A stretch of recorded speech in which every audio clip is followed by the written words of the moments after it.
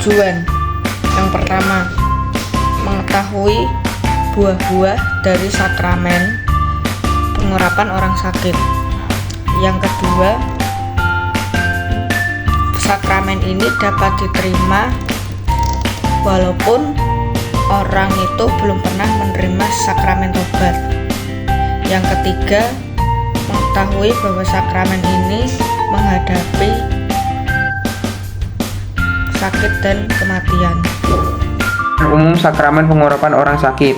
Sakramen pengurapan orang sakit adalah salah satu sakramen dari 7 sakramen di Gereja Katolik yang diberikan kepada orang yang sakit atau dalam bahaya kematian. Sakramen ini memberikan kekuatan, penghiburan, dan bahkan pengampunan dosa jika tidak memungkinkan untuk melakukan pengampunan dosa secara langsung. Kemudian saya akan menjelaskan tentang buah-buah sakramen. Yang pertama, mendapatkan kekuatan dan ketenangan dan kebesaran hati. Nah, maksudnya di sini ketenangan itu kayak misalkan kalau kita sakit, kita kan biasanya kan suka marah-marah sendiri. Nah, ini tuh biar menenangkan hati kita.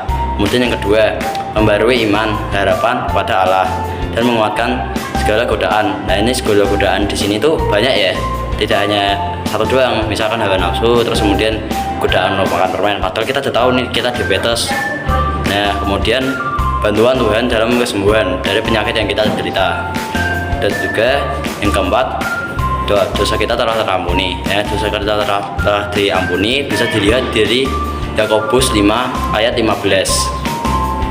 Dari sakramen tobat, yang pertama mendapat kekuatan, ketenangan, dan kebesaran hati. Yang kedua, membarui iman, harapan kepada Allah, dan menguatkan kita dalam melawan segala cobaan. Yang ketiga, bantuan Tuhan dalam kesembuhan dari penyakit yang diderita. Yang keempat atau yang terakhir, dosanya diampuni. Ini terdapat pada Yakobus bab 5 ayat 15. Sakramen pengurapan orang sakit dalam kehidupan sehari-hari. Yang pertama yaitu pengurapan orang di rumah sakit atau di rumah. Imam mengurapi orang sakit dengan minyak suci di dahi dan sambil berdoa. Yang kedua yaitu pengurapan di dalam misa. Sakramen ini dilakukan dalam misa biasanya setelah persiapan jemaat yang memadai. Yang ketiga, pengurapan bagi orang yang sakit berat atau lanjut usia. Orang yang merasa memerlukan kekuatan rohani yang dapat menerima sakramen ini. 4. Pengurapan bagi mereka yang akan menjalani operasi besar atau perang. Sakramen ini juga diberikan kepada mereka yang beresiko besar menghadapi bahaya kematian. Yang kelima, pengurapan bagi orang yang sakit kembali. Jika orang yang sudah diurapi sembuh namun kemudian sakit berat lagi, ia dapat menerima sakramen pengurapan orang sakit lagi.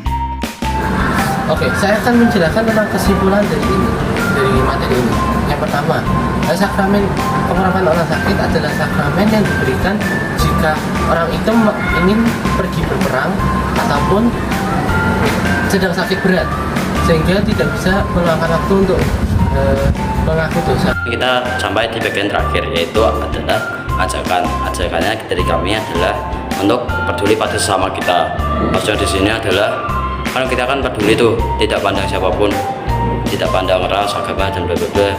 Nah, kita tuh selalu melayani lah. Misalkan kita tahu ada orang sakit, nah kita harusnya mendoakan, bukan malah nyukur-nyukurin begitu.